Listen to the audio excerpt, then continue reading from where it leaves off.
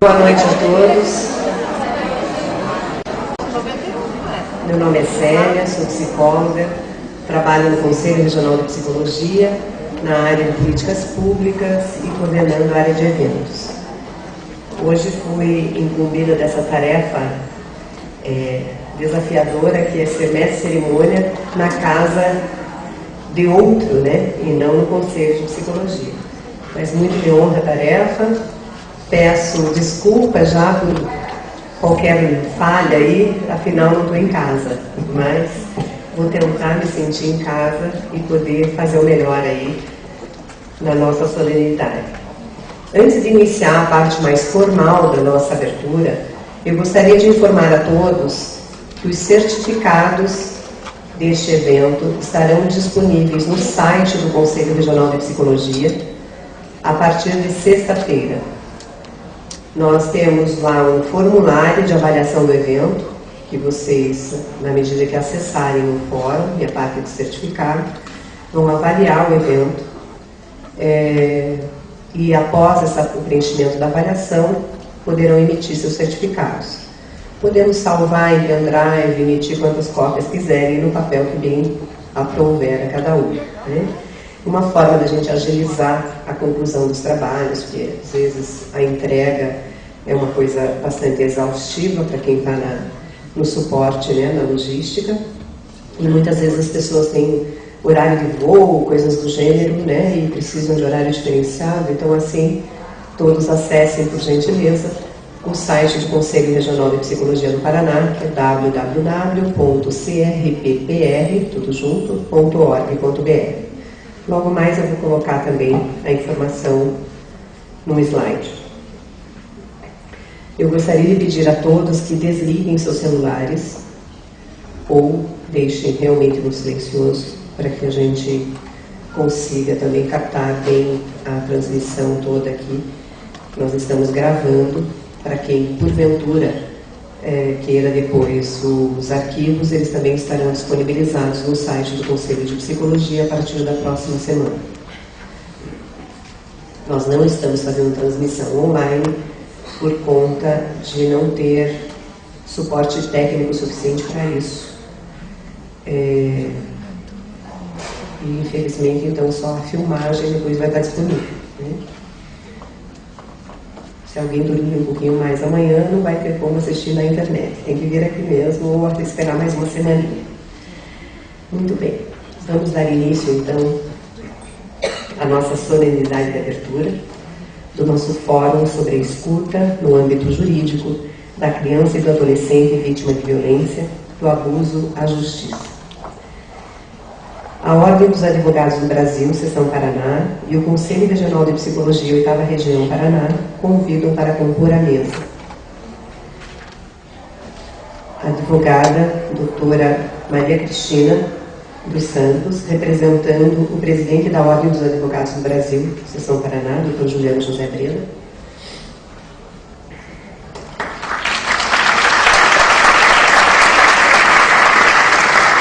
A conselheira secretária do Conselho Regional de Psicologia, 8ª Região Paraná, psicóloga Suzana Maria Borges.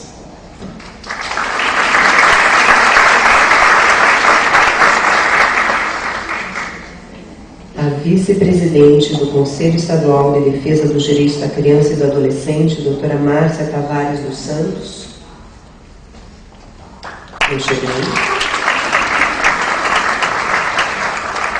Delegada titular do NUCRIA, Núcleo de Proteção à Criança e ao Adolescente Vítimas de Crime, doutora Luciana de Novaes.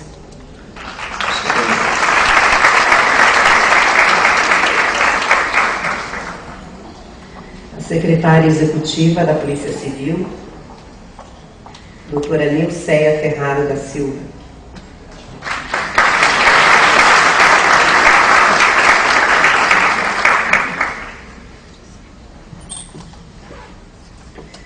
Dr. Renan Ferreira, representando a doutora Edna de Paula, que é presidente do Conselho Estadual de Defesa dos Direitos da Criança e do Adolescente.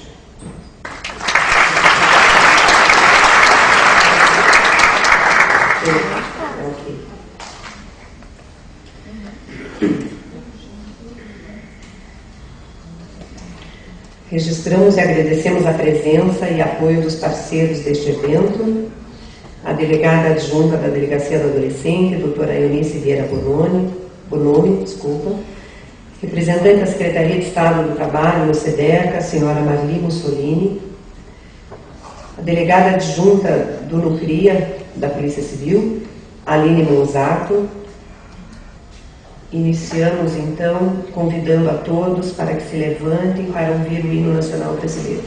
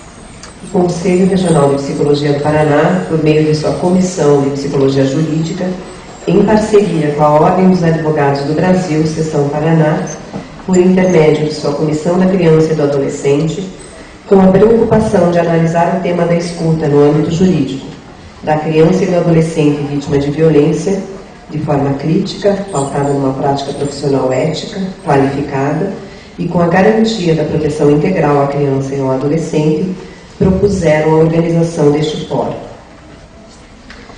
Passamos agora a palavra à advogada Maria Cristina dos Santos, aqui representando o presidente da Ordem dos Advogados do Brasil, Dr. Juliano José Breda, e na figura também de presidente da Comissão da Criança e do Adolescente aqui da Ordem.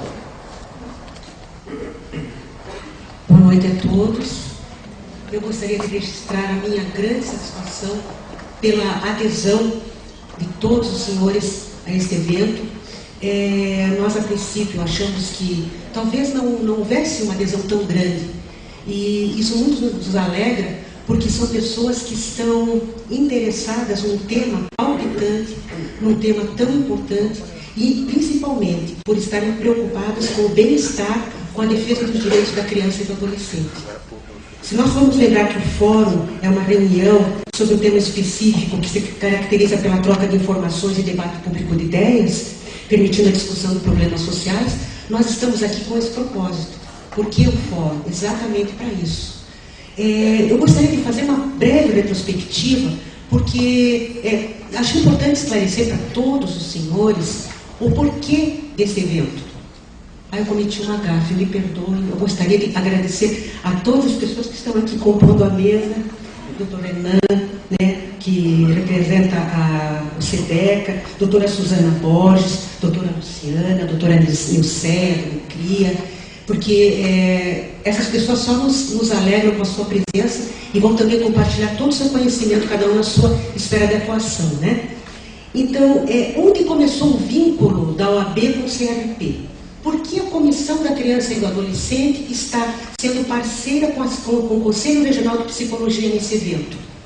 Eu achei interessante trazer esses dados aqui para todos os presentes.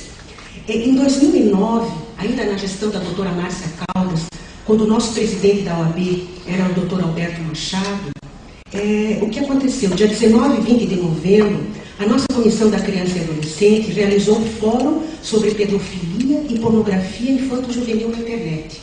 Foi um evento muito marcante e nós tivemos uma visão assim, científica do problema da pedofilia, né? Então, quais foram os temas abordados? Identificando a pedofilia, nós trouxemos aspectos médicos, psiquiátricos e aspectos jurídicos da pedofilia. Quem participou foi a doutora Lucy Pfeiffer, doutora Cíntia Azevedo Marques Périco, e os aspectos jurídicos foi o nosso, hoje, ministro, né, do Superior Tribunal de Justiça, doutor Sérgio Luiz Cuquini. Foi falado sobre pornografia infanto-juvenil, crimes na rede. Quem abordou crimes na rede foi o nosso respeitável doutor Demétrios Gonzaga de Oliveira, que é um parceiro nosso na OAB, uma pessoa que milita muito pela defesa dos direitos de crianças também e adolescentes. Pornografia infanto-juvenil, crimes sexuais do Código Penal, doutor Rodrigo Cavaginari, implicações da pedofilia, implicações médicas, psicanalísticas, jurídicas, estratégias de enfrentamento e, finalmente, o olhar do judiciário nos crimes sexuais.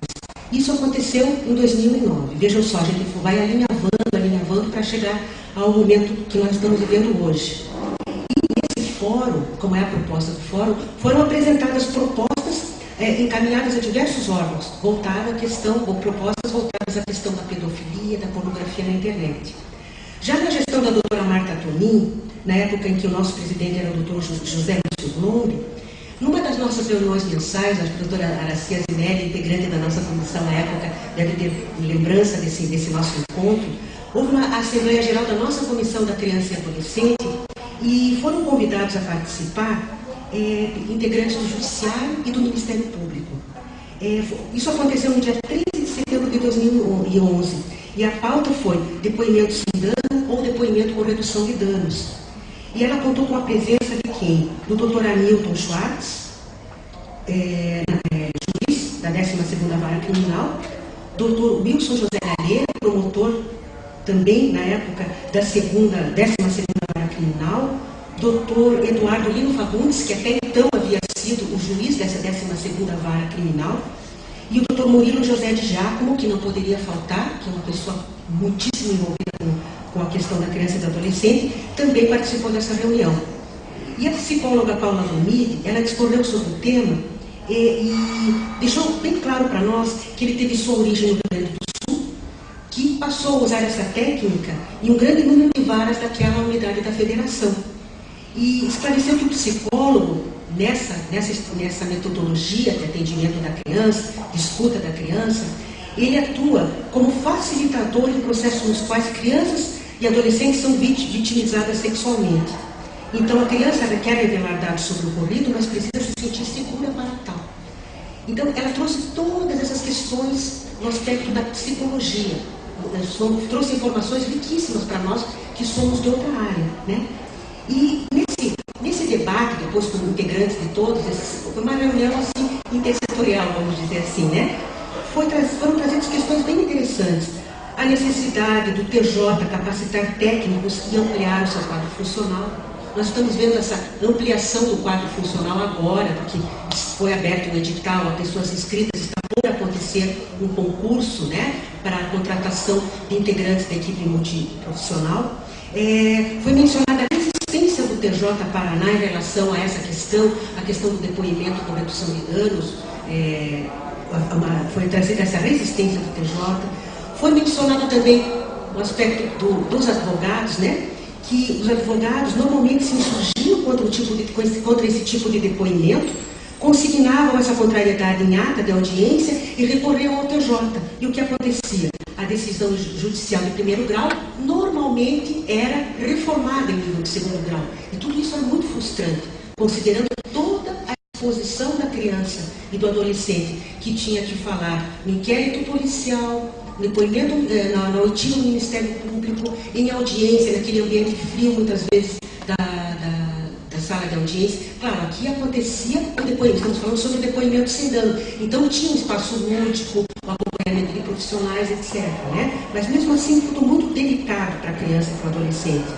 Foi abordada a importância de se fazer um trabalho preliminar antes de todas as oitivas, perante a autoridade policial, representante do Ministério Público e em juízo. Foi sugerido que fosse feito um trabalho sério de investigação, que o processo judicial também não fosse tão moroso.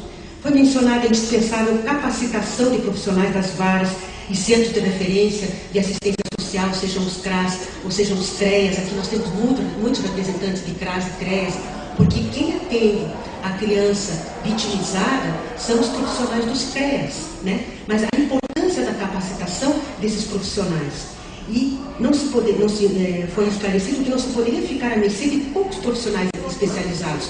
Precisaria com urgência capacitar a todos os profissionais envolvidos, porque é uma temática bastante delicada e a abordagem é muito específica. Posso falar, isso eu sempre falo, porque além de advogada eu sou assistente social, atuei muito tempo como assistente social e na defesa de adolescente com prática de ato infracional, e confesso, não me sinto até hoje qualificada, especializada para atender adolescentes e crianças vítimas de violência sexual. Eu precisaria muito dessa capacitação caso fosse atender essa demanda. E dentre os problemas ressaltados foi a capacitação de profissionais, que a capacitação deveria ser uma capacitação feita por meio do curso de mestrado, uma capacitação científica, séria, né? E destacou-se a importância também sobre a discussão desse tema com os operadores jurídicos, porque o advogado ele está defendendo a parte, ou é a mãe, ou é o pai, enfim, mas nós não estamos, quando se fala de criança e adolescente, o interesse da criança e do adolescente ele está acima do interesse das partes, porque a criança e a adolescente são prioridade absolutas. Eles fazem parte do rol de pessoas que têm direito a prioridade absoluta. E um dos princípios que rege a toda e qualquer atuação voltada à criança e adolescente é a busca do melhor interesse da criança. Então isso tem que ficar muito claro para os colegas, que o que se busca é o melhor interesse da criança. Eu digo os colegas no aspecto jurídico, os nossos colegas advogados. Acima de ganhar a causa, o que se tem que ter em mente é a busca do melhor interesse da criança. E o Dr. Wilson Galheira, até a época, sugeriu a produção antecipada de provas, intimar o indiciado ou o réu e seu advogado para acompanhar a oitiva da criança já no primeiro momento. Foi o Dr. Murilo de Giacomo, ele referiu-se também à importância da produção antecipada de provas em razão da fragilidade, para que tanto a vítima quanto o agressor pudessem ser encaminhados para tratamento o mais rápido possível, porque o agressor também precisa de tratamento. A doutora Paula Gomide falou também sobre o momento adequado de se ouvir a criança. E o doutor Schwartz, né, o juiz da 12ª Vara Criminal, ele na época elogiou a iniciativa da OAB e falou sobre a importância do judiciário se envolver com a sociedade civil. E mencionou que além do viés da proteção da criança, havia de se considerar o viés da proteção dos direitos do indiciado ou do réu. E ele ressaltou também o fato de que os crimes, em sua maioria, não causam lesões. Então, o único depoimento nesse processo, muitas vezes, é o depoimento da própria vítima. Aí, o que aconteceu? Em 16 de abril, 16 de setembro do mesmo ano, de 2011, às 9 horas, houve uma reunião no CRP, em Curitiba, e que contaria com a participação, e contou com a participação de psicólogos de várias instituições, e a OAB, a sua Comissão da Criança e Adolescente, participou dessa reunião. Então, em 16 de setembro de 2011, dessa reunião intersetorial, saiu a proposta de um GT. E a partir daí, se começou toda essa discussão sobre essa temática. E houve, durante todo o ano de 2012, reuniões periódicas discutindo essa temática e que acabou culminando não só em discussões teóricas, abstratas, no ambiente científico, a equipe multidisciplinar e produção de documentos. Não se falou aí. Esse grupo de trabalho, ele estava propondo e tinha a intenção de que as propostas se tornassem em ações concretas. E nós pudemos ver a primeira ação se concretizando, que foi uma audiência pública que aconteceu na Assembleia Legislativa, proposta pelo deputado Tadeu Venere, que nós tivemos a oportunidade de participar, sobre a escuta. Então, houve essa audiência pública agora no começo de agosto. E a segunda ação concreta é este fórum, do qual todos nós aqui estamos participando e que nós esperamos que daqui saiam propostas, que sejam, que as pessoas opinem aquele rol de sugestões, de encaminhamentos, quais são as sugestões prioritárias, para que daqui nós possamos ir para órgãos, seja legislativo, seja judiciário, seja Ministério Público, seja Secretaria de Segurança Pública, seja que órgão for, o órgão competente, para que nós possamos fazer com que tudo que venha a ser discutido aqui se torne em ação concreta, em prol, em benefício das nossas crianças e dos nossos adolescentes. E a Comissão da Criança e do Adolescente teve o privilégio de participar desse GT desde a sua origem.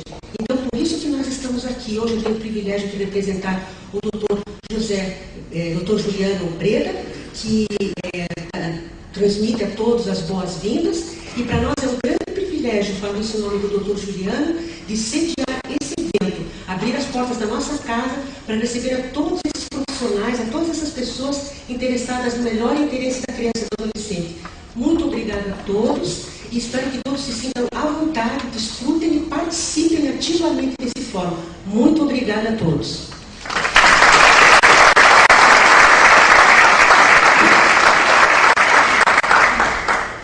Com a palavra, a conselheira secretária do Conselho Regional de Psicologia, psicóloga Suzana Maria Borges.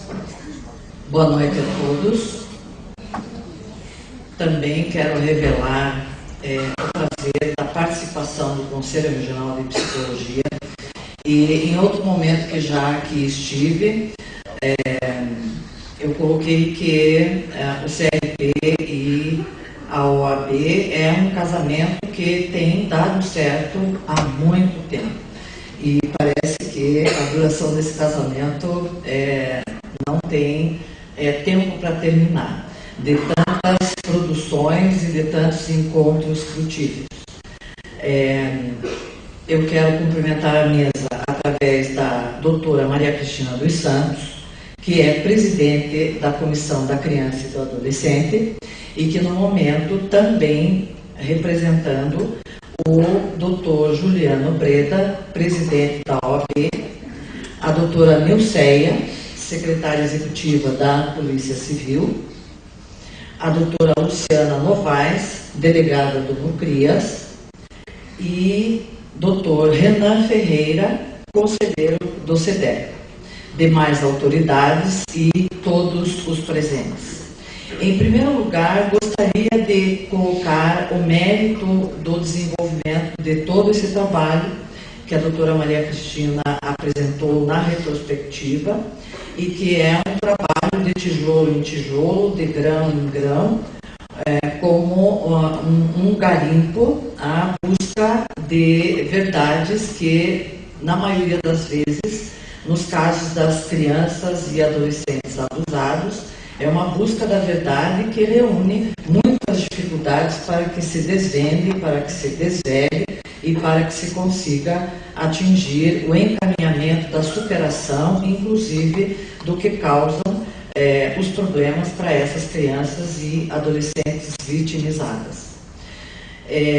Gostaria de iniciar dizendo a vocês que nós não nascemos humanos, nós nos tornamos humanos. O bebê, inicialmente, na sua existência, é um devorador e destruidor.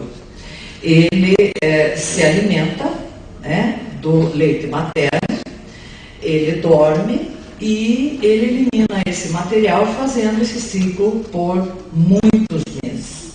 Então, quando Kant diz isso, nós vamos verificar que a construção do processo humanizador está diante das relações entre os seres humanos.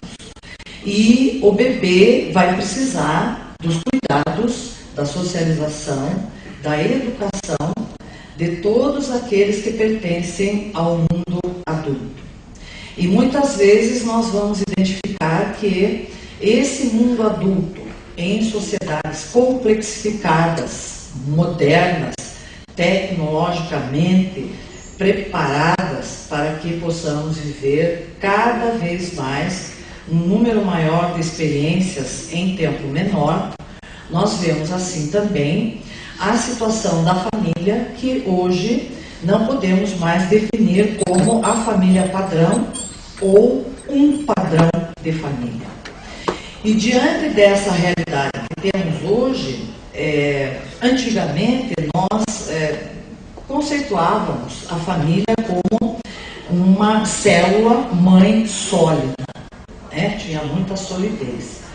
E hoje a realidade que encontramos e a realidade que todos vocês da legislação, do jurídico e mesmo da psicologia e de todas as áreas que se envolvem com esse tema que estamos e vamos abrir para a discussão, nós vamos identificar que as relações humanas dentro dos núcleos familiares hoje não têm mais solidez, tem muita liquidez.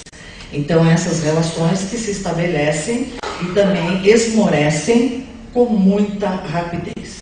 Só que dentro desses núcleos familiares nós vamos encontrar esses bebês que vão tornando-se crianças e vão chegar à sua adolescência necessitando de uma forma bastante intensa de que adultos, nos seus modelos de papéis de pai e de mãe, e não só de homem e de mulher, que no caso aqui nós vamos ver muitas situações que ocorrem das violências, são homens que pouco papel têm de pai, ou pouco papel tem a própria mãe, e atua simplesmente com o seu papel inicial e que não foi dado continuidade.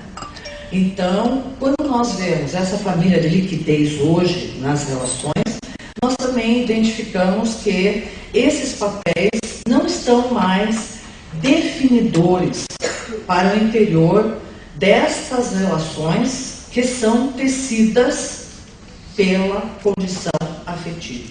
Então, o desastre, o acometimento sobre essas crianças e adolescentes em relação a essa destruição afetiva, quando nós estamos vendo que essas famílias, na atualidade, não têm mais solidez e liquidez, e os papéis se desestabelecem em vez de estarem mais estabelecidos, nós verificamos o porquê de todos nós estarmos reunidos, nos encontrarmos e discutirmos essa problematização, que é muito grave, que é muito séria, porque dentro destes seios familiares, esse conhecimento sobre os direitos humanos de cada um no seu mundo adulto ou na prescrição maior dos direitos humanos do mundo infantil e do mundo adolescente, que acabam sendo desaquecidos, adormecidos e perdidos ao longo do tempo dessas relações que duram fazendo essas destruições. Então, eu gostaria de parabenizar a OAB, todos os seus órgãos vinculados, né, a esse trabalho, todas as instituições do governo e do município que se relacionam, se interessam e se debruçam juntamente com a OAB e o CRP.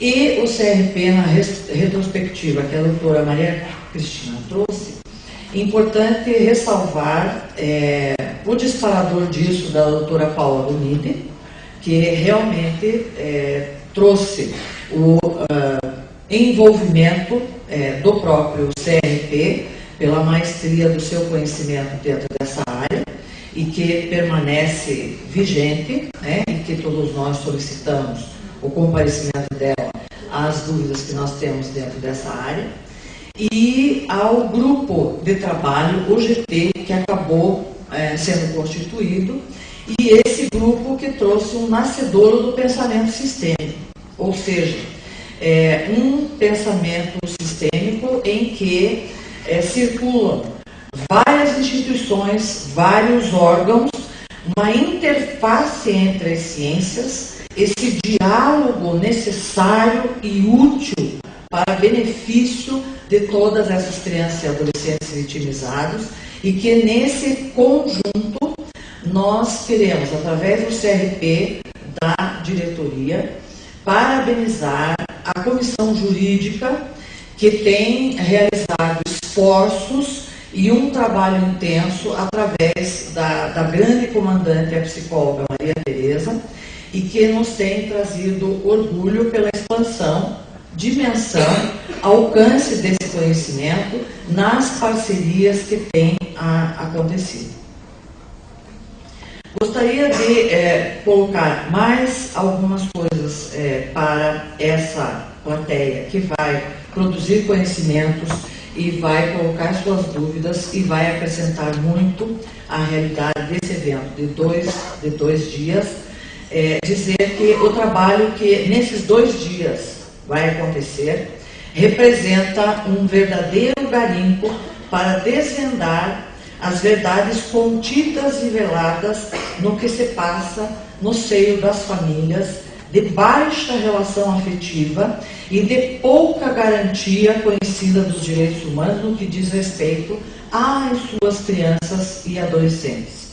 É confortador identificar o panorama desse trabalho sendo construído desta forma sistêmica, a muitas mãos, com muitas ideias, envolvendo órgãos do judiciário, todas as instituições de políticas públicas de saúde coletiva e comunitária, e sempre com as possibilidades de que os projetos de intervenção se tornem possíveis como projetos de preservação e que possam minimizar o sofrimento dos acometidos nesse processo. Essa construção no Conselho Regional, ao acompanhar a comissão jurídica, percebemos o alcance, a dimensão e a visibilidade cada vez maior projetada nas ações em conjunto com todos esses órgãos e com a OAB, do que já tem sido feito até o momento. Desejo que esses 2 dias estejam com muito mais páginas a serem escritas da história de vida e mudanças possíveis, alcançadas com a participação de todos os senhores, como verdadeiros hospitaleiros do bem, e que possamos bem logo dizer e fazer para a vida dessas crianças e adolescentes que em seu passado fique o sofrimento, que no seu presente fique a superação, e que o futuro, uma nova janela, se abra para a vida dessas crianças e adolescentes. Muito obrigada.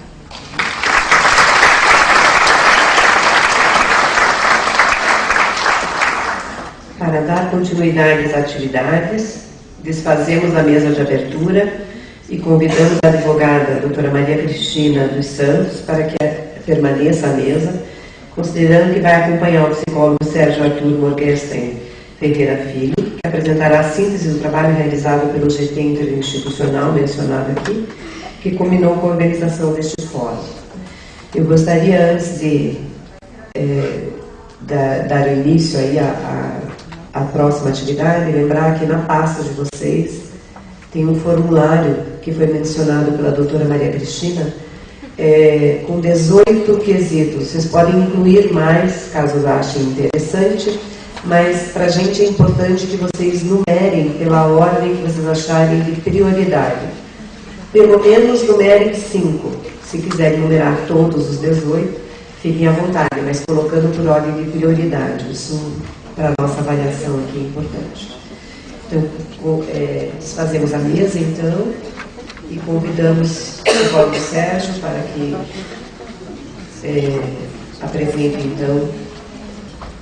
Quem vai falar agora, né, como já foi apresentado, Sérgio Arthur Ferreira Filho. Ele é psicólogo, graduado pela PUC em 2003, pós-graduado em metodologia da intervenção no processo de aprendizagem PUC Paraná também em 2004, é psicólogo do Núcleo de Proteção à Criança e Adolescente e Vítimas de Crimes no CRIA desde 2008. Com a palavra, Sérgio Ferreira. Bem, boa noite a todos. Quero dizer da minha alegria de estar aqui vendo tanta gente reunida para debater um tema tão relevante para a sociedade. E dizer da minha honra de representar o GT, pelo menos para apresentar uma história para vocês, para a gente saber de onde a gente veio, como a gente caminhou, aonde a gente está e aonde a gente quer chegar. Essa história começou em 2010, fim de 2010, meados de 2010, 2011, quando o Conselho Federal de Psicologia publicou a Resolução 10 de 2010, que tinha por finalidade orientar a atuação dos profissionais psicólogos junto ao Poder Judiciário. Essa resolução tem seus efeitos suspensos pela Justiça Federal do Estado do Rio de Janeiro, até onde eu sei, liminarmente por enquanto. Os psicólogos do CRIA, o qual eu faço parte, éramos em 4, entramos lá em 4 profissionais, atualmente somos apenas 2.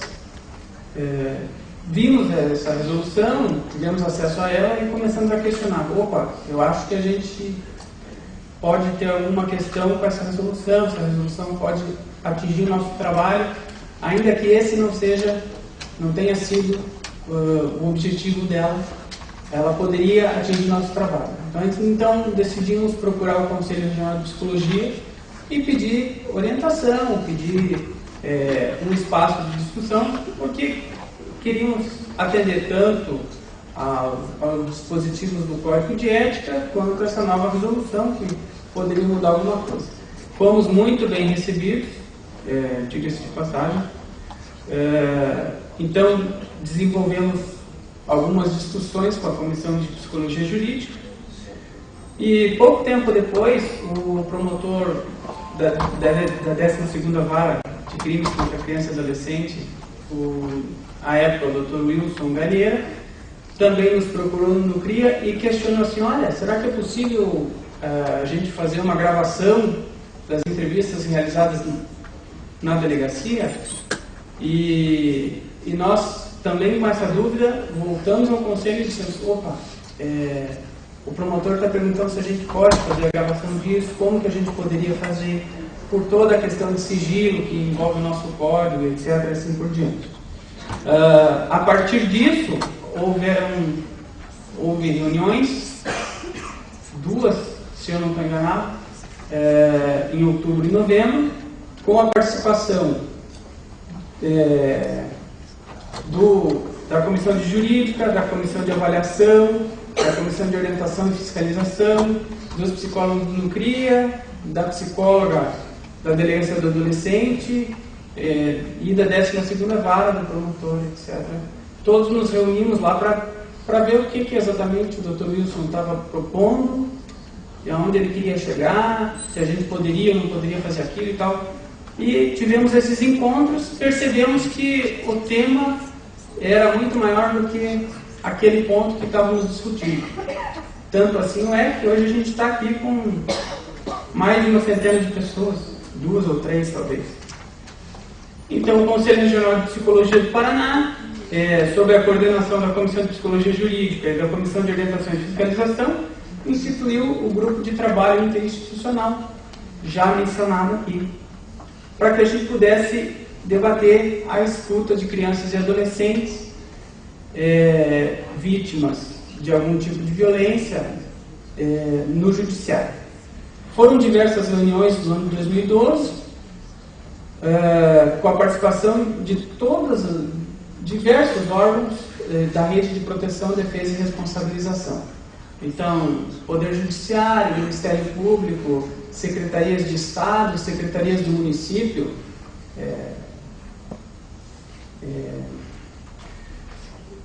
todos nós do NUCRIA estavam sempre lá, Conselhos Tutelares, CREAS, CRAS, enfim.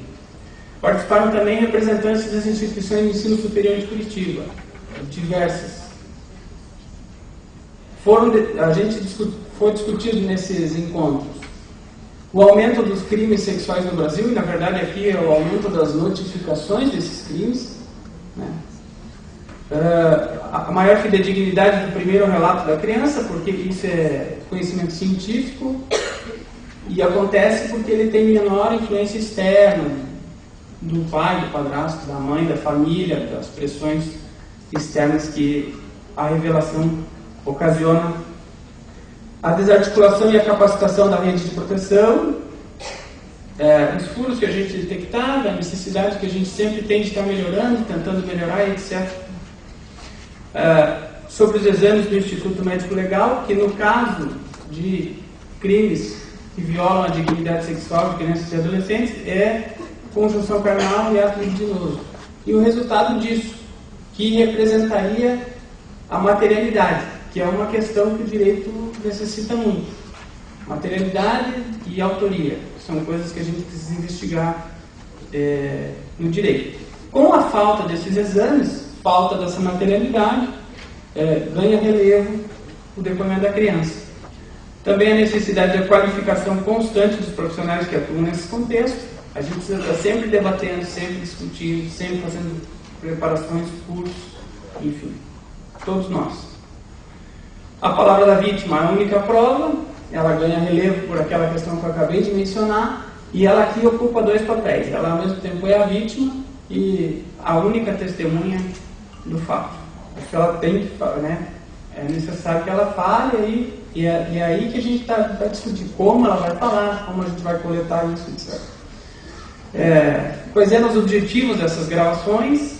Aqui as gravações continuam, né, a gente continua discutindo. Será que uma gravação evitaria que a criança falasse em juízo, tivesse que repetir as suas declarações por várias e várias vezes? Ou não evitaria? Essa foi também uma discussão. O documento técnico psicológico produzido na delegacia, que é o que hoje em dia acontece, pelo menos em Curitiba, subsidia o Ministério Público. Poderia subsidiar o Poder Judiciário? Poderia, não poderia? Em que condições? Enfim. Existem alguns locais onde o psicólogo ele pode ser intimado para depor como testemunha e pode até falar no lugar da vítima, certo? Ele executa o procedimento de avaliação e depois ele vai lá na frente, em juízo, e declara aquilo que ele produziu, como produziu e o que percebeu. E a necessidade de maior comunicação entre a psicologia e o direito, ciências que se combinam e que devem sempre conversar. Diante disso, a gente trouxe algumas propostas. Esse GT trouxe algumas propostas. Em primeiro lugar, sempre a necessidade de capacitação e reciclagem dos profissionais que atuam junto desse contexto. A necessidade de uma melhor comunicação e integração entre os diversos profissionais e instituições atuantes, tanto da rede de proteção, defesa e responsabilização. a gente precisa estar mais próximo, precisa estar conversando sempre, para sempre estar caminhando para frente. A criação pelo Estado de um centro especializado, que seria um centro de perícia, esse nome surgiu, né? Aonde seriam atendidos tanto o agressor quanto a vítima, desde a sua primeira declaração sobre os fatos que serão investigados, até o fim do procedimento jurídico, quando do julgamento, sentença, se for até o fim, caminhar até o fim. E lá estariam todos os representantes da rede de proteção, defesa e responsabilização, quer Ministério Público, quer Delegacia, quer CREAS, CRAS, quer Poder Judiciário, enfim, assistentes sociais, psicólogos, para dar um atendimento já também terapêutico, né? Além disso, a gente propõe ainda a criação de um serviço especializado em penitenciárias, afinal, também é de conhecimento público e notório que as pessoas que praticam esse tipo de delito são portadores de parafilias. Ao se propor atendimento aqui, não se está querendo curar ninguém, porque esse é um tipo de situação que, aspas, não tem cura. Mas está querendo se evitar a reincidência, certo? Criar mecanismos para que essas pessoas possam evitar a reincidência. É necessária a redução do prazo de tramitação do inquérito e das ações. Isso já foi mencionado pela doutora Maria Cristina. E uma alteração legislativa no sentido de tornar possível, pela lei, a utilização da prova antecipada em todos os casos de abuso sexual que tenham como vítimas crianças e adolescentes.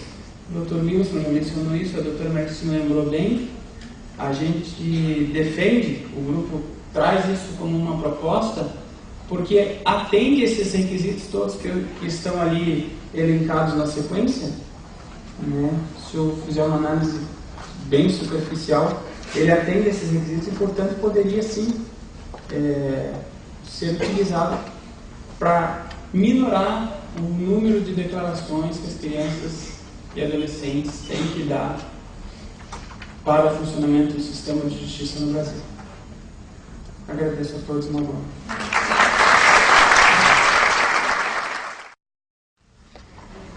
Bom, para dar continuidade, então, convido agora a psicóloga Maria Tereza Moraes e Silva para acompanhar o Dr. José Antônio Daltoé César, palestrante desta noite, para apresentar o currículo do nosso ilustre convidado.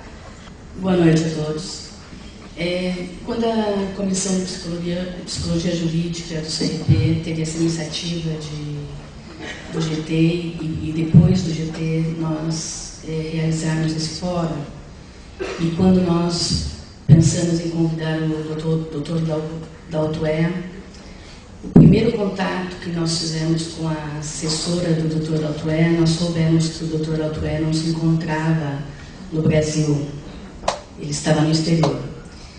Mesmo assim, ele prontamente nos atendeu. E isso, para nós, foi muito gratificante, porque nós sabemos, Dr. Daltoé, do seu compromisso e da sensibilidade com a causa. Então, assim, para nós hoje é muito importante primeiro ver o número de pessoas presentes e contarmos com a sua presença. Eu vou apresentá-lo com a leitura do currículo e depois ele dará início à sua palestra.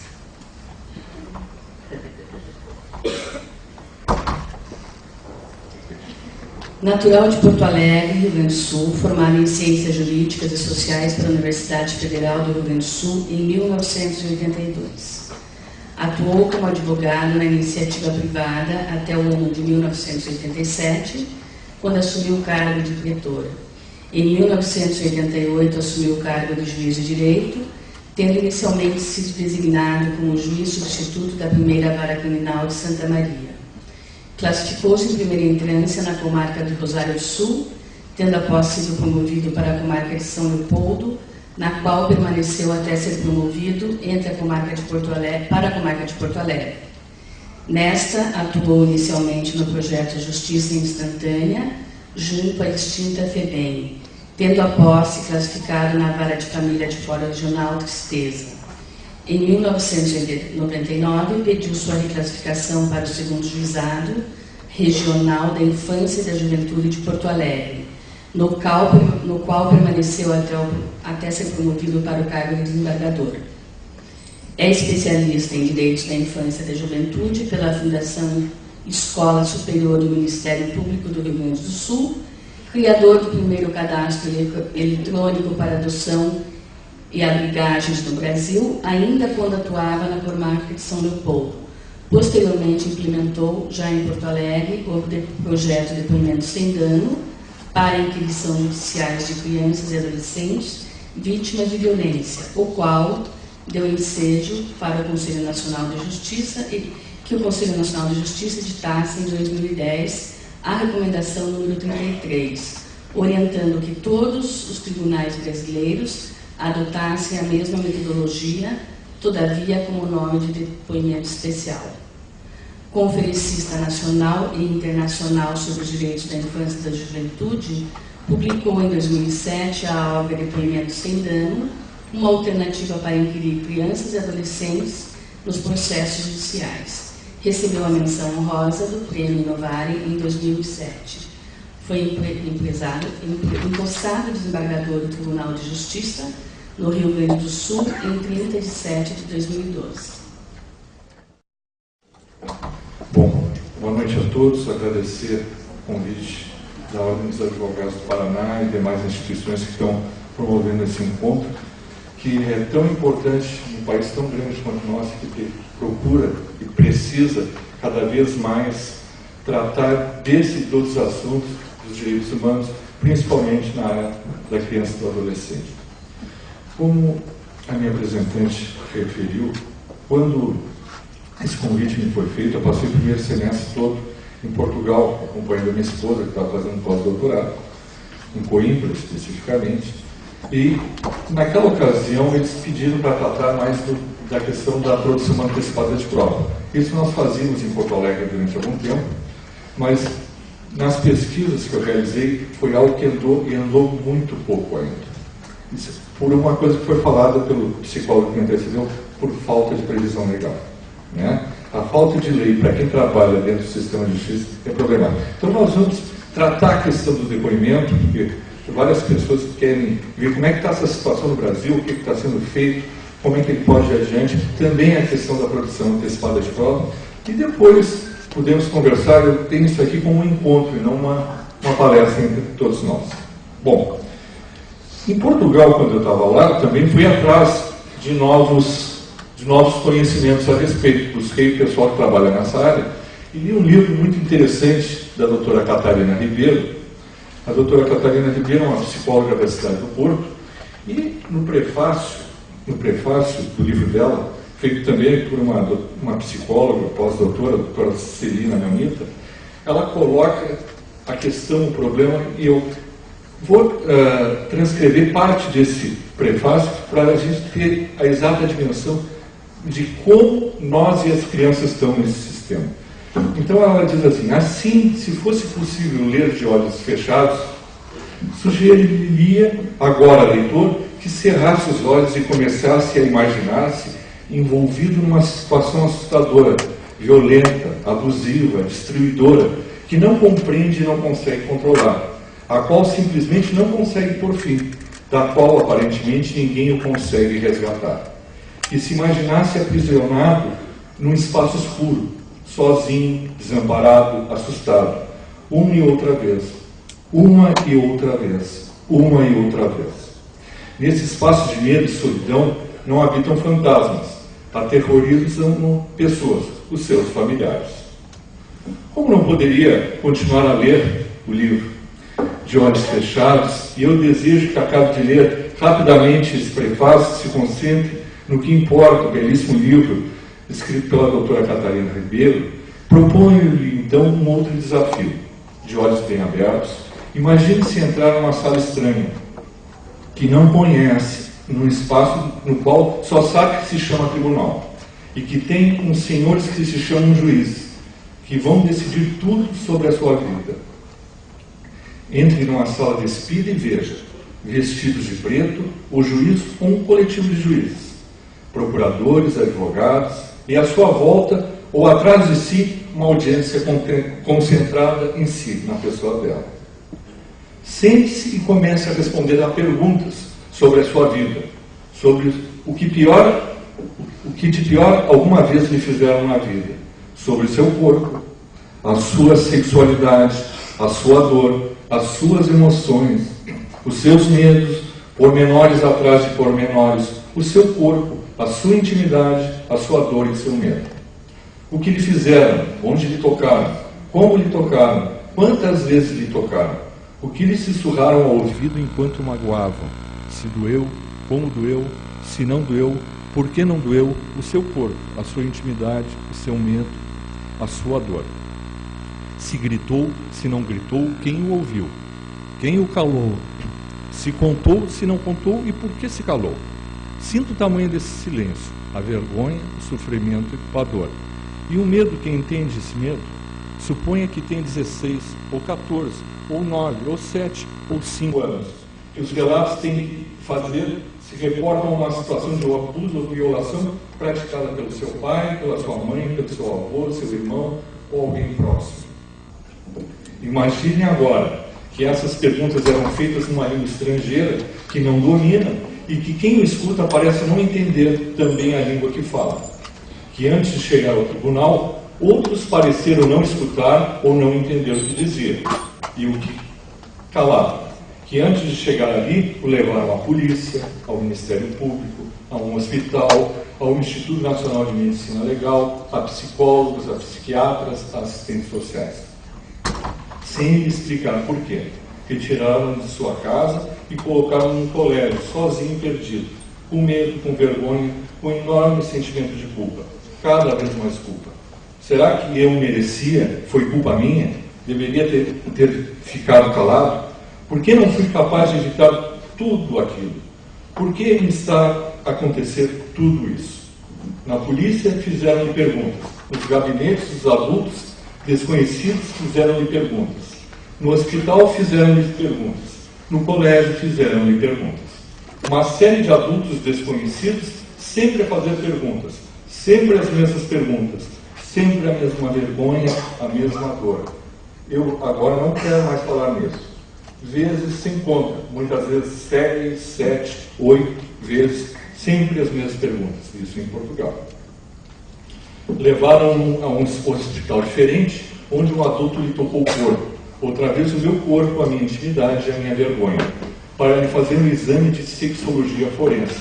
Daí para um gabinete onde assistentes sociais ou psicólogos lhe colocaram perguntas por entre desenhos e plasticinas. Mais perguntas, outra vez as mesmas perguntas, a minha vergonha, o meu medo, a minha dor. Sentir a vontade de chorar, vontade de falar, vontade de calar. Falara, calara, falara, falara. E afinal ninguém o ouvia. De outra forma, por que é que toda essa gente estaria sempre a perguntar a mesma coisa? E agora, sentado no tribunal, frente ao juiz, tem afinal que contar tudo outra vez. Se conseguiu imaginar uma parte desse percurso, desse silêncio, dessa dor, então, leitor, penso que estará pronto a passar o estudo da doutora Catarina de Pedro e a ouvir, a refletir sobre o discurso, as expectativas, as significações, as representações da criança, a quem a autora deu voz para contarem, não só o que lhes aconteceu, dessa vez evitando fosse só mais uma vez, mas também pensar o que sentiram, que significados atribuíram a tudo o que lhes aconteceu depois de revelar o que aconteceu. Bom, nós temos que voltar no tempo e ver que os maus tratos da infância não começaram hoje. Né? Eles têm, então, desde o início da humanidade. Existem relatos de filicídios, de maus tratos, de negligências, de abandonos, abusos sexuais, que são encontrados na mitologia ocidental, em passagens bíblicas, em rituais de iniciação ou de passagem para a idade adulta, fazendo parte da história cultural da humanidade. Herodes mandou matar todos os primogênitos. Rômulo, Remo, Moisés e Édipo foram abandonados. Os mexicanos de cultura do milho sacrificavam crianças na semeadura, na germinação e depois quando a planta crescia. No direito romano, a pátria potestas, que era a submissão total do filho à figura paterna, que podia inclusive vendê-lo e matá-lo. Mais recentemente, isso já nos anos 1600, ainda que de forma incipiente, mas através da escolarização, começa a se identificar uma preocupação com as diferentes etapas da vida do ser humano. Eu cito aqui uma frase do John Locke, de 1690, que cabe aos pais formar os espíritos e governar as ações dos menores ainda ignorantes, até que a razão venha a ocupar o seu espírito o lugar que lhe cabe, não lhe exigindo o que ainda não podem. É disso que precisam os pais e os pais estão obrigados a fazer. Isso já em 1690. Bom, a violência física não é só, a violência contra a criança não é só a violência sexual, mas é uma das principais. Existe a violência física, a dificuldade que nós temos de conceituar o abuso sexual. Basta ver o psicólogo falando, atentado violento ao pudor, ato de diversa conjunção carnal. Então, nem a lei consegue ainda. Eu sou desembargador, eu trabalho com essa questão e vejo da dificuldade que ainda hoje, no século XXI, as pessoas têm de conceituar abuso sexual. Né? A violência psicológica, a negligência, mais recentemente a pornografia infantil e também a pedofilia infantil. Temos que tratar disso no plano da saúde, no plano da obra social, no plano educacional, principalmente. Temos que criar políticas públicas e uma dessas que deu um impulso significativo para aumentar o índice de notificações, como foi referido aqui, foi a questão do Disque 100, a oportunidade das pessoas poderem ter, através do número de telefone, ter a possibilidade de contar aquilo que fizeram com ela. E daí começam os questionamentos. Isso eu venho enfrentando já, eu não, a sociedade, mas eu, enquanto partícipe desse processo de criação, de uma forma diferente de ouvir a criança. Por que ouvir a criança?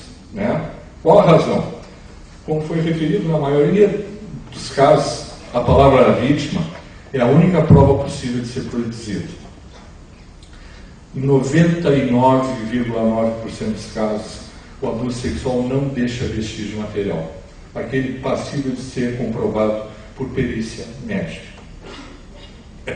Toque lascivo, é beijo, é sexo oral, e passou muito tempo, e assim por diante. Então, a palavra da vítima é a única forma que nós temos de responsabilizar o agressor. E a nossa Constituição Cidadã, de 1988, ela é expressa no artigo 227. Não é o da autor, não é a ordem, não é o Ministério Público, nem ninguém. É obrigação do Estado punir severamente o abuso sexual praticado contra criança e adolescente. Então, é um mandamento constitucional. E se nós não ouvirmos essa criança e esse adolescente dentro do sistema legal vigente, aquela letra da Constituição vai ser uma letra morta. Não temos como dar efetividade a ela. E também que é um direito da criança agredida ser ouvida a respeito do que ocorreu com ela. Não é uma obrigação dela, jamais, mas é um direito que nós temos que oportunizar que esse direito seja exercido de forma positiva para ela. A Convenção Internacional dos Direitos da Criança, de 1989, no artigo 12, diz que é direito da criança ser ouvida em qualquer processo judicial ou administrativo, diretamente ou através de organismo adequado, segundo as modalidades previstas pelas regras de processo da legislação nacional. Então, é direito dela falar a respeito disso. Em cima disso, eu vou fazer algumas ponderações aqui, que não se protege nenhuma criança deixando de escutar. Ao meu sentido, é um grande equívoco simplesmente não vamos escutar o que as crianças, vocês vão ver, é que o que ela entende é que não quiseram ouvir aquilo que ela tinha para dar. Se as estimativas estiverem certas, porque não tem como fazer estatística, de que apenas 10% dos casos de abuso sexual conseguem ser revelados, vejam a dificuldade que as pessoas têm de revelar. A Xuxa levou 40 anos para revelar. E a maior, os outros 90 não revelam. Né? Não revela porque é muito difícil. Então, se a pessoa conseguiu trilhar todo aquele item para conseguir revelar e depois não quiseram ouvi-la, por qualquer motivo para protegê-la, eu acho que a mensagem que ela recebe é de uma forma negativa. O Dr. Timon Franz, que é um médico que começou nos primeiros a estudar isso, ele disse que ao não ouvir a criança, nós negamos a experiência sofrida e acabamos rejeitando também a experiência do abuso sexual. Finalmente, estamos rejeitando também a vítima, o que essa criança sente que o adulto não quer ouvir sobre a sua experiência. Da mesma forma como as pessoas não queriam acreditar no abuso antes de ele ser revelado. A primeira pessoa que começou a estudar esse assunto é uma amiga minha, a doutora Veleda Duque, ela é procuradora de justiça hoje. Em 2001 ela escreveu um livro, e no livro ela disse que a atitude do inquiridor, que seria o operador do direito, em dispensar o relato da vítima, demonstra inequivocamente um bem-intencionado senso de proteção. No entanto, essa medida aparentemente protetora de não falar sobre a experiência do abuso sexual frequentemente transmite uma mensagem muito diferente para a criança. Agindo dessa forma, o inquiridor está negando a experiência para a vítima e, com essa atitude, anula o que a criança poderia ter ganhado. Portanto, ao deixar de examinar a experiência por razões de proteção, os operadores do direito reforçam a experiência do abuso como uma síndrome do segredo. Né? Acho que a maior parte, tem bastante psicólogos aqui, conhece essa questão de segredo. Por que a criança não fala? Ou leva tanto tempo para falar, que é uma das maiores dificuldades dos operadores do direito, que tem, mas por que ela levou 3 anos para falar? Por que ela levou 5 anos para falar? Certamente nunca leram nada a respeito, não sabe síndrome de segredo, não sabe síndrome da adição, que o segredo determina que o abuso seja reiterado, porque se ele vier à tona, ele não vai poder reiterar no abuso contra a criança. Então, são várias coisas que os operadores do direito são completamente despreparados para entender nesse trabalho. O juiz, promotor e advogado não tem capacitação, pelo menos ainda hoje, para esse estudo. A doutora, no meu currículo, eu fui advogado de banco, eu fui pretor, eu fiz concurso para magistratura, eu fiz curso de preparação à magistratura, e até então nunca ninguém me disse, isso já em 88, que eu tinha, quando eu fosse juiz, eu ia ter que ouvir criança. Né? Nunca me vi.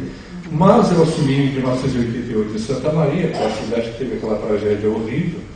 Eu fui para uma vara criminal e 2 semanas depois da minha posse, eu todo feliz, juiz, venho ouvir uma criança vítima de abuso sexual. Eu disse, mas eu tenho que fazer isso, como é que eu vou fazer isso? De que forma eu faço isso? Então, é assim que as coisas ainda em regra funcionam. Né? As faculdades não dão muita... Não dão interesse para esse tipo de coisa. Porque no mundo capitalista, econômico que nós vivemos, isso aqui não vai dar dinheiro para ninguém, não é algo que vai dar emprego para a maior parte das pessoas, então eles têm que centrar em outras matérias, direito civil, direito tributário e assim por diante, direito administrativo, mas ouvir criança ainda é uma face muito reduzida. O espaço físico das salas de audiência não são preparados para escutar a criança ou adolescente em seu triste e sofrido relato. Eu não sei quantos já tiveram a oportunidade de entrar dentro de uma sala de audiência. A sala de audiência é um negócio muito frio, como é. Ela tem um juiz que fica no patamar mais alto, e já é de propósito, porque já é para criar uma subserviência da pessoa que vai depor. O juiz já fica no plano mais alto, né? E cheio e tem que começar o depoimento assim. o senhor é obrigado a dizer a verdade, sob pena de prestar falso testemunho, então já vai ameaçando, né? E no ambiente, agora imaginem crianças num ambiente desse, e ocorrem todos os dias esse tipo de situação ainda dentro do nosso sistema jurídico. São muitas pessoas que participam do ato, no mínimo o juiz, o promotor de justiça, o advogado e no mínimo um servidor.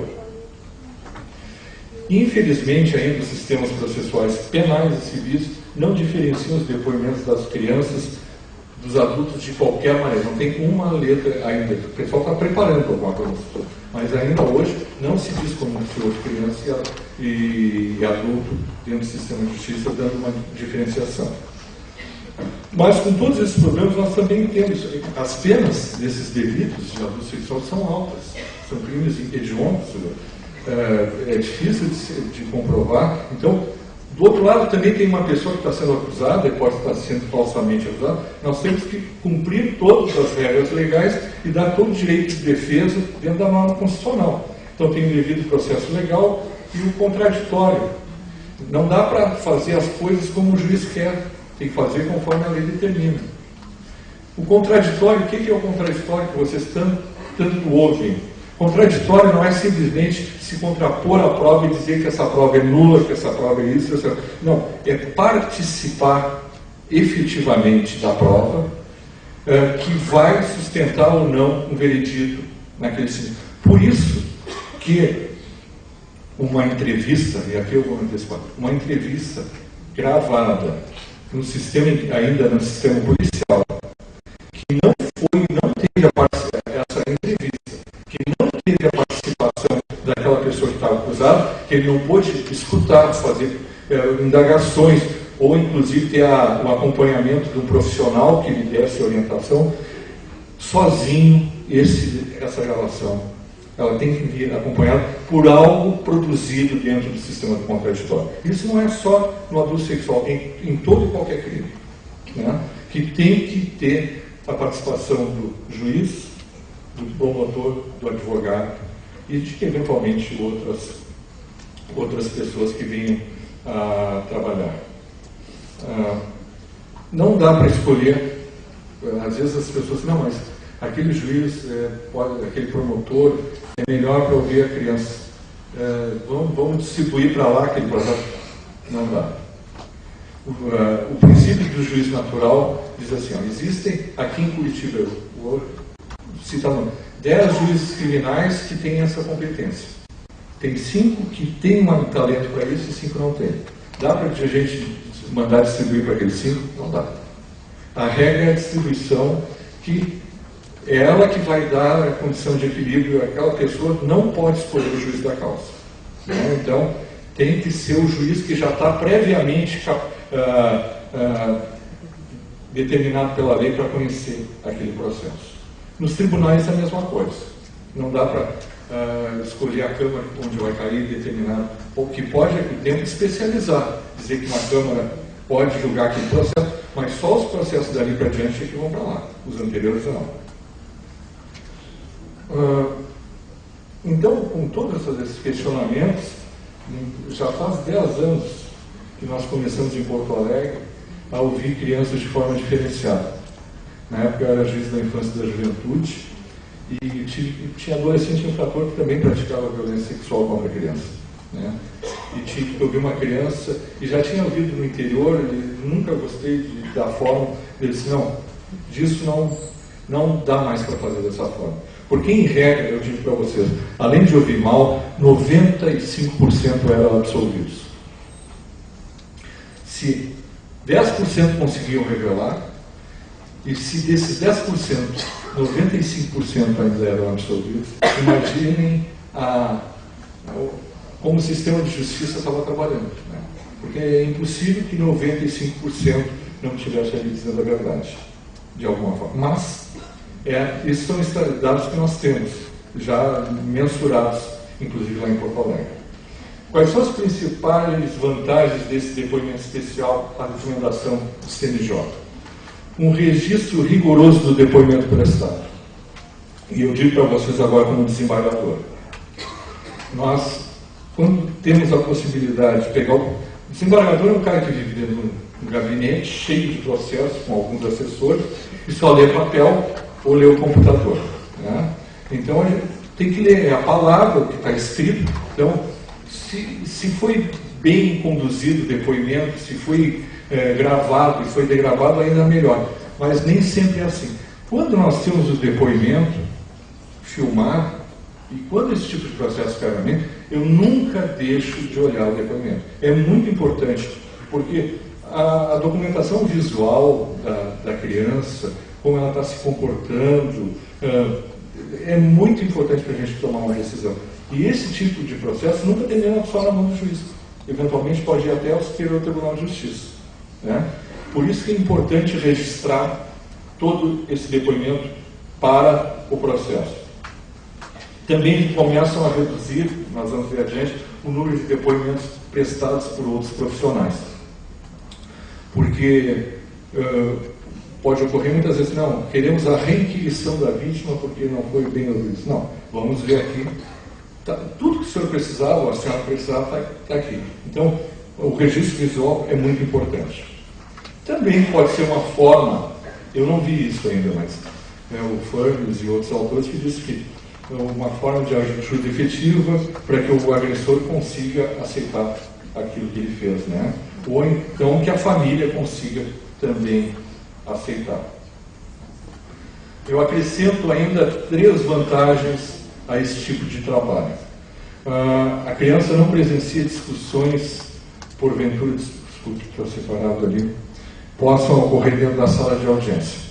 Quem já trabalhou dentro da sala de audiência sabe que nem sempre é um ambiente muito tranquilo lá dentro. As pessoas estão tratando da sua liberdade, estão tratando da sua vítima. Existe altercação de voz. Se a criança estiver prestando depoimento ali, mesmo que ela não tenha que responder pergunta, e houver, vamos dizer assim, quase um bate-boca na frente dela, imagina uma criança de 6, 7 anos, como é que ela vai se sentir? Ela vai afundar na cadeira tranquilamente. Nesse sistema não existe. Eu me recordo que eu fiz um depoimento de uma menina que era do interior do estado, e o professor do colégio, diretor do colégio, era uma menina de 7 anos, era acusado de ter abusado sexualmente dela. Em determinado momento, era muito emocionado o depoimento, o advogado poderia ter sido o promotor, poderia ser o juiz, o técnico está lá, inclusive, para protegê-lo, disse assim: doutor, eu quero saber se ela tem conhecimento de quantos anos de cadeia ele vai pegar, se ela continuar com essa história, isso e aquilo. Tá bom, indeferida a pergunta. Ela não ouviu a pergunta. Se ela estivesse na sala de depoimento, ela teria ouvido a pergunta, né? Também se dá a oportunidade que a criança não se encontre com o agressor nos corredores. Ainda não existe separação. Então, como se tem essa preocupação, a gente notifica ela de forma adequada, ela vai para um outro local onde ela não tem condição de cruzar com ele no corredor e só vai prestar o depoimento.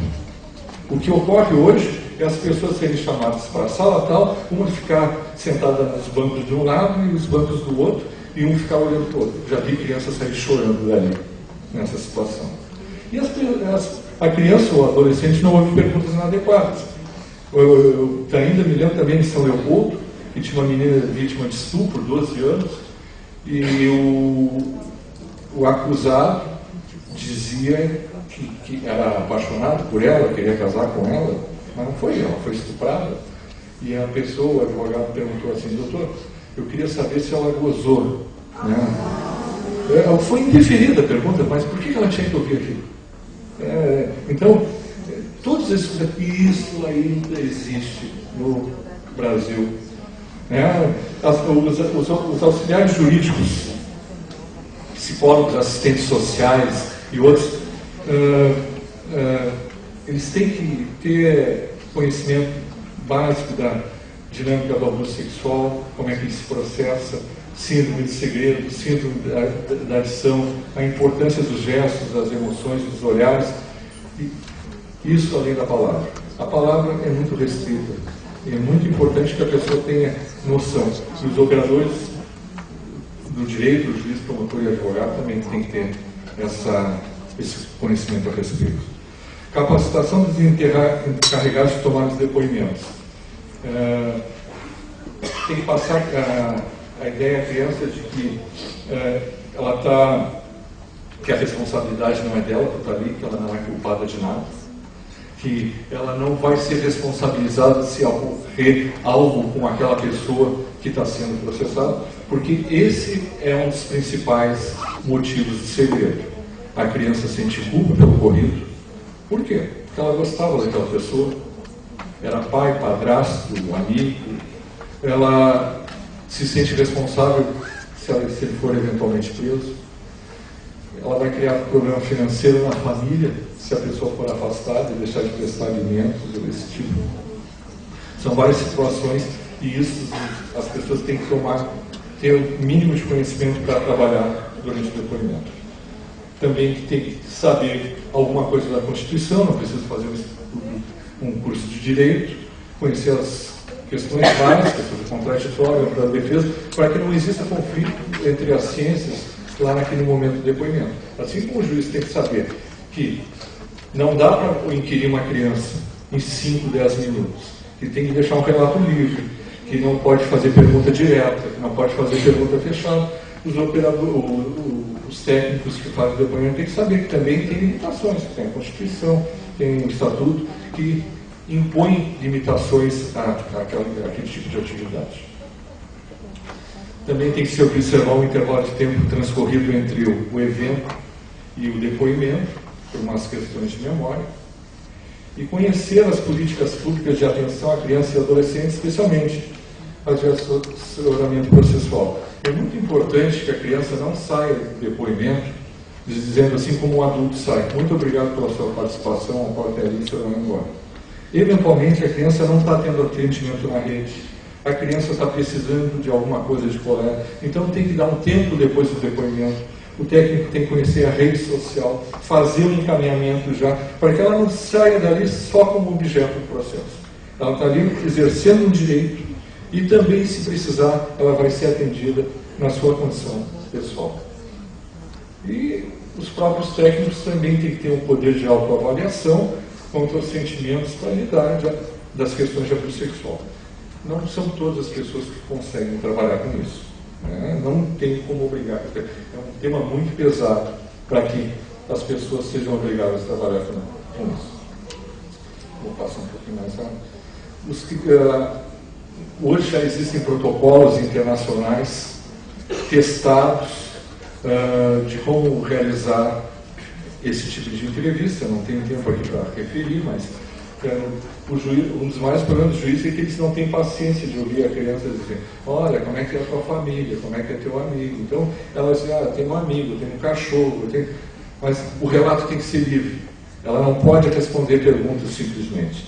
Tem que dar tempo para a criança. Vários colegas disseram: Dalton, não faço, porque eu não tenho tempo para ficar ouvindo esse tipo de coisa, porque ela tem cachorrinho, isso. Bom, então não faço. Deixa que o outro faça, que tenha paciência e conhecimento a respeito. Né? E esses protocolos estão traduzidos, inclusive a comunidade europeia,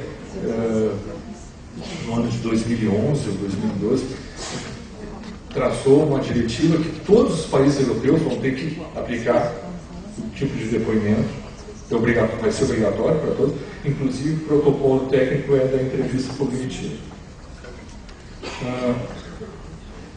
Basicamente, o auxiliar técnico pede que o entrevistado volte eventualmente ao local do ocorrido, fazendo esforço para recuperar o maior número de detalhes. Um relato livre, com perguntas abertas, com base somente naquelas informações recordadas pelo depoente no momento do relato. Perguntas abertas sobre o fato investigado. Muito excepcionalmente, perguntas fechadas. Eu, enquanto desembargador, eu pego inquirições de colegas que dizem assim: não precisa, só responde sim ou não. Daí ele chega assim: o réu está sendo acusado disso e daquilo. É verdade? Sim ou não? A criança que vê aquela autoridade bem maior do que ela, bem mais poderosa que ela, muitas vezes ela vai dizer assim: sim, só para agradar aquela pessoa que está ali na frente. Por isso a importância a importância dos operadores de direito não podem induzir perguntas, tem que dar tempo e o relato tem que ser da criança e não que a criança responda aquilo que o adulto perguntou para ela. Tem como a gente passar um videozinho para o pessoal aqui